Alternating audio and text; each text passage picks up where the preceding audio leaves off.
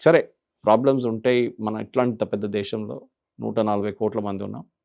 అక్కడిక్కడ తప్పులు ఉంటాయి. బ్రెజిలియన్ మోడల్ 32 సార్లు కనిపించింది ఒక ఓటర్ లిస్ట్లో. ఎస్, ఎందుకు అది దాని ఎక్స్ప్లెనేషన్ కూడా ఉండే ఇమ్మీడియట్గా. ఏం చేస్తారంటే ఆ టైంలో, ఇప్పుడు కాదు, ఇప్పుడు చూడండి మీ ఫోటో తీసుకున్నారు, కలర్ ఫోటో ఈసారి. ఎందుకంటే బ్లాక్ అండ్ వైట్ ఫోటో చేస్తే మీరే గుర్తుపట్టరు మీరని చెప్పేసి దానికోసం.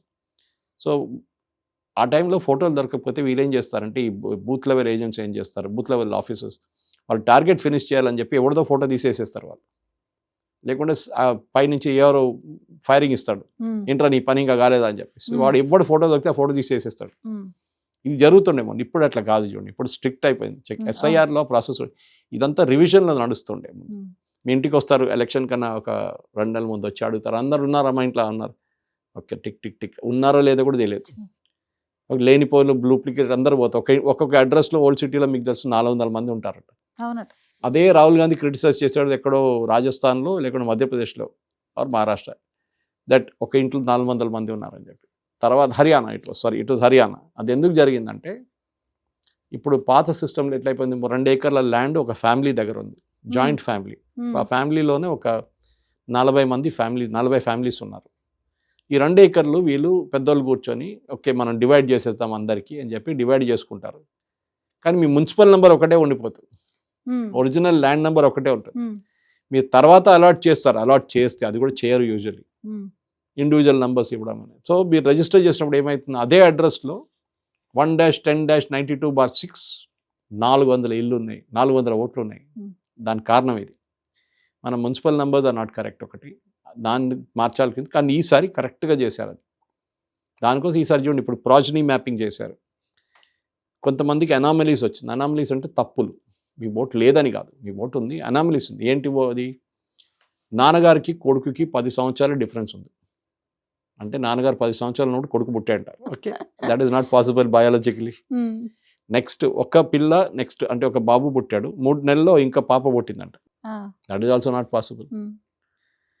ఒక పేరు మీదే ఒకటే అడ్రస్లో 4 ఫ్యామిలీస్ క్లెయిమ్ చేస్తున్నారు వాళ్ళ ఫాదర్ ఆయనే అని చెప్పేసి.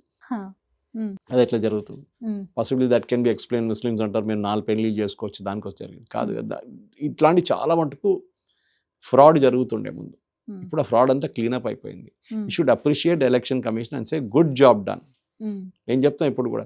దానికోసం చూడండి మీకు చాలా మటుకు స్టేట్స్లో ఏ అబ్జెక్షన్ లేకుండా, మమతా బెనర్జీకి పెద్ద అబ్జెక్షన్, సుప్రీంకోర్టుకి వెళ్ళింది, సుప్రీంకోర్టులో పోరాటం చేసి సుప్రీంకోర్టు సార్ నథింగ్ డూయింగ్, మేము కావాలంటే లీగల్ హెల్ప్ ఇస్తాం మీకు. ప్యానల్ని పెట్టారు, ప్యానల్ వాళ్ళ తీసుకున్నారు డిసిషన్.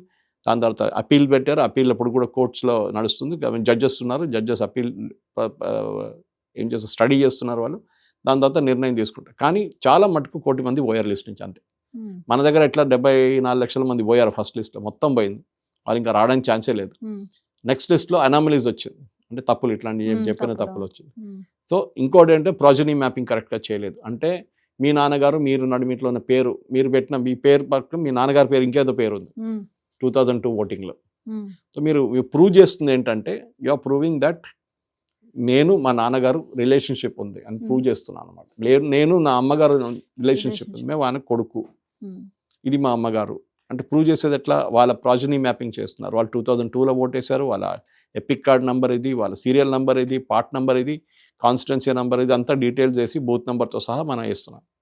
ఇది మ్యాచ్ కాకపోతే, ఎందుకంటే ముందట్లా కాదు, ఇప్పుడు యూ కెన్ సైంటిఫిక్లీ మీకు కంప్యూటర్లో మీరు మొత్తం చెక్ చేసుకోవచ్చు. సో ఇది మీకు నోటీస్ వస్తుంది. సో ట్రంప్ చెప్పింది మనం అప్రిషియేట్ చేయాల్సింది. Yes, it's a very good move. అమెరికాలో సాధ్యమవుతుందా భారతదేశ ఎన్నికల విధానం? కాదు, వాళ్ళ పాపులేషన్ తక్కువ, మన దగ్గర అంత పెద్ద పాపులేషన్ లేదు కదా వాళ్ళ దగ్గర. కానీ అప్పుడు కూడా చేయలేరు వాళ్ళు. ఎందుకంటే వాళ్ళ దగ్గర కాంప్లెక్సిటీ ఆఫ్ రూల్స్ చాలా ఉన్నాయి. ఇప్పుడు మన దగ్గర ఒక పెద్ద ప్రాబ్లం ఏంటి, అది అమెరికా సార్ట్అవుట్ చేసుకున్నారు. ఏంటి, వాళ్ళ దగ్గర ఒక సోషల్ సెక్యూరిటీ నెంబర్ ఉంది, ఇట్ లైక్ సిటిజన్స్ కార్డ్. కానీ అందరికి ఇస్తారా, ఈవెన్ నాన్ సిటిజన్స్ కూడా ఇస్తారు ఒకసారి తప్పుగా. మన దగ్గర మొన్న ఒక కాంట్రవర్సీ జరిగింది, మీరు వింటారు. Passport is not a identity document, citizenship document అన్న. కరెక్ట్, పాస్పోర్ట్ ఒక ట్రావెల్ డాక్యుమెంట్. దాన్ని వాళ్ళు అడిగారు, అట్లా అంటే మళ్ళీ Aadhaar card is only identity document. Suresh కోచాటల్ ఈ ఆధార్లో ఉన్నారు అంతే, దాంతో సిటిజన్షిప్తో సంబంధం లేదు. ఎందుకంటే ఫేక్ ఆధార్ కార్డ్స్ మస్తున్నాయి మన దేశంలో. పాస్పోర్ట్లు కూడా ఫేక్, ఒకటి పట్టుకున్నారు నిన్న మొన్న తెలుగు ఆయన్నే, అది 5 పాస్పోర్ట్లు ఉన్నాయంట.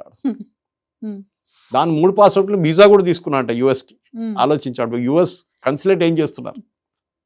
ఎనీవే సో అట్లాంటి చాలా. సో మన దగ్గర ఒక సింగిల్ డాక్యుమెంట్ అని మన దగ్గర లేదు ఇప్పుడు దాకా.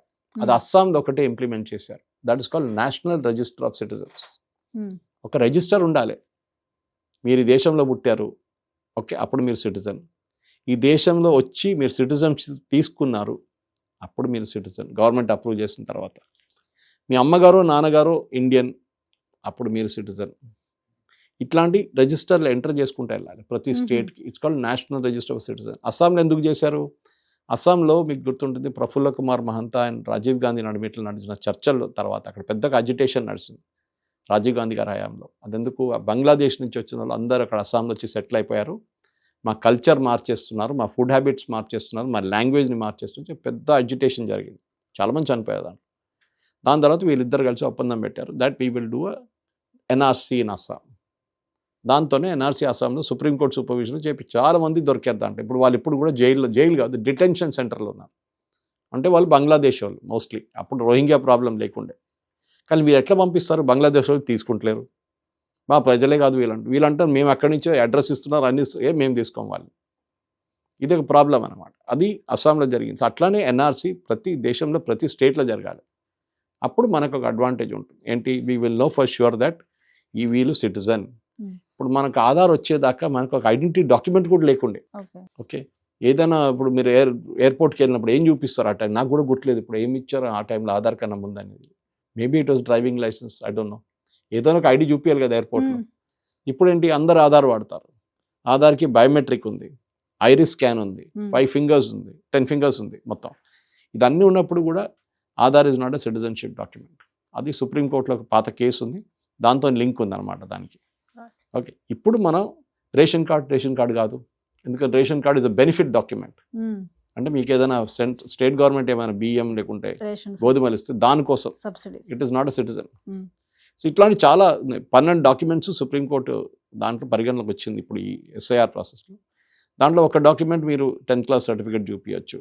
Okay, Aadhaar can be shown but it should be linked with another document. Passport మీరు చూపించచ్చు. అక్కడ పాస్పోర్ట్ మీరు అబ్జెక్ట్ చేయట్లేదు, ఎందుకంటే పాస్పోర్ట్ యాక్ట్ 1951లో ప్రాబ్లం ఉంది.